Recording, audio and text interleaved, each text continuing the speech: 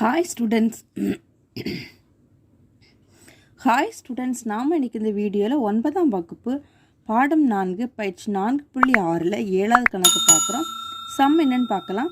AB = 9 centimetre, கோணம் CAP = 115 degree மற்றும் முக்கோணம் ஏபிசி = 40 டிகிரி என்ற அளவுகளுக்கு முக்கோணம் ஏபிசி வரைக. மேலும் அதன் உள்வட்ட மையத்தை குறித்து உள்வட்டம் வரைக. ஓகேவா, இதான் கொஸ்டினாக நமக்கு தந்திருக்கிறாங்க. ஏபி அடிப்பக்கத்தோட அளவு 9 சென்டிமீட்டர் எடுக்க சொல்லியிருக்கிறாங்க. கோணம் சிஏபி அப்படின்னு என்ன அர்த்தம்? இந்த சென்டரில் என்ன தந்திருக்காங்க, என்ன சிம்பிள் இருக்குது? ஏ. அப்போ ஏல வச்சு நம்ம 115 டிகிரி எடுக்க சொல்லியிருக்கிறாங்க. அடுத்து முக்கோணம் ஏபிசி, இதில் சென்டரில் பி இருக்கிறதுனால அந்த பியில் வச்சு நம்ம 40 டிகிரிக்கு கோணம் எடுத்து அந்த 3 இதையும் வச்சு நம்ம முக்கோணம் வரைய சொல்லியிருக்காங்க. அந்த முக்கோணம் வரைஞ்ச அப்புறமா உள்வட்ட மையத்தை குறித்து அதுலேருந்து உள்வட்டத்தை வரைய சொல்லியிருக்காங்க. ஓகேவா, இப்போ நம்ம உதயப்படம் எப்படி வரலான்னு பார்க்கலாம். ஏபி 9 சென்டிமீட்டர், கோணம் ஏல வச்சு 115 டிகிரி எடுக்க சொல்லியிருக்காங்க. பியிலேருந்து 40 டிகிரி. ஓகேவா, இப்போ ஏபிசி நம்மளுக்கு ஒரு முக்கோணம் கிடச்சிடும். இப்போ அதை வச்சு நம்ம உதயப்படம் வரைஞ்சிருக்கிறோம். இனி உண்மைப்படம் எப்படி வரையலான்னு பார்க்கலாம்.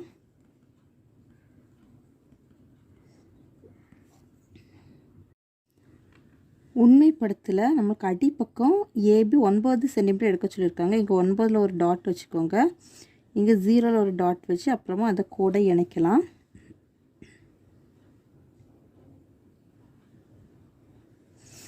ஏபி 9 சென்டிமீட்டர் ஒரு கோட்டு துண்டு வரைஞ்சிருக்கிறோம். இனி ஏலேருந்து 115 டிகிரி கோணம் எடுக்க சொல்லியிருக்கிறாங்க.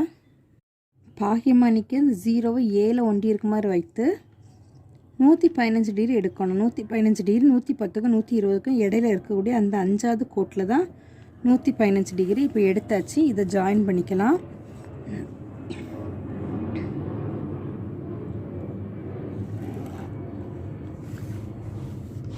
இது நம்மளுக்கு 115 டிகிரி. அடுத்து பியில் வச்சு 40 டிகிரி எடுக்க சொல்லியிருக்கிறாங்க.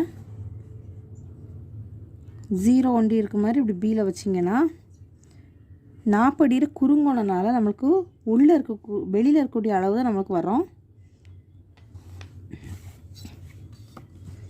அதையும் ஜாயின் பண்ணிக்கலாம்.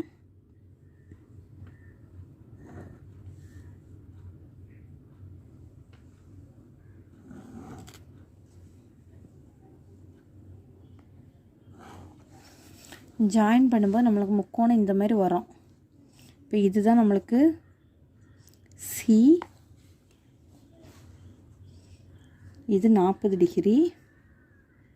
இனி உள்வட்டம் மையத்தை குறிக்கலாம். உள்வட்ட மையத்தை குறிக்கிறதுக்கு ஏதாவது 2 பக்கத்துக்கு கோண இருசமூட்டி வரையணும். இப்போ நான் ஏக்கும் பிக்கும் கோண இருசமூட்டி வரைகிறேன். ஏல வச்சு ஏதேனும் ஒரு அளவு எடுத்துக்கிறோம். அளவு எடுத்து இப்படி ஒரு வில் வெட்டுறோம். இதில் இந்த வில்லில் வச்சு இங்கே ஒரு வில் வெட்டிக்கிறோம். அடுத்து இந்த வில்லில் வச்சு அந்த அளவை சேஞ்ச் பண்ணாங்க, இப்படி ஒரு வில் வெட்டிக்கிறோம்.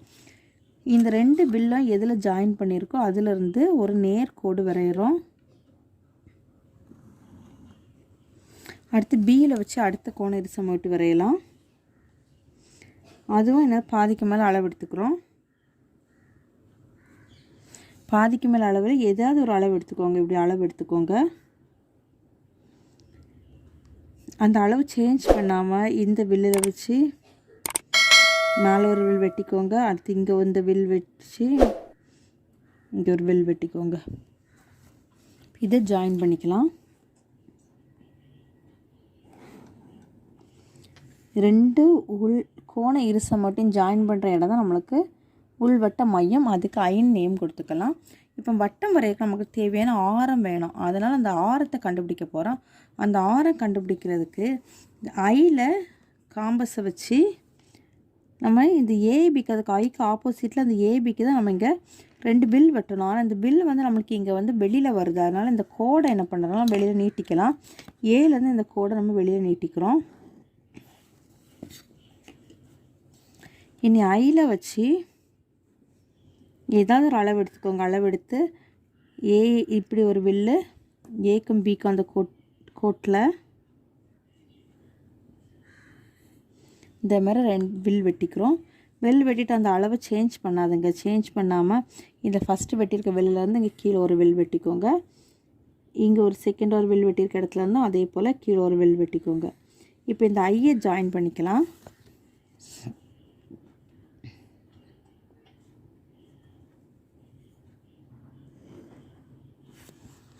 ஐயை ஜாயின் பண்ணிட்டோம். இந்த இடத்துக்கு டீன் நேம் கொடுத்துக்கலாம். இப்போ நம்ம வட்டத்துக்கு எத்தனை சென்டிமீட்டர் எடுத்து ஆரம் எடுத்து வட்டம் வரையலான்னு பாருங்கள். இப்போ நமக்கு 2.6 சென்டிமீட்டர் வந்திருக்கு. ஓகேவா? இப்போ நீங்கள் 2.6 சென்டிமீட்டர் எடுத்து வட்டம் வரைஞ்சாலும் தப்பு இல்லை.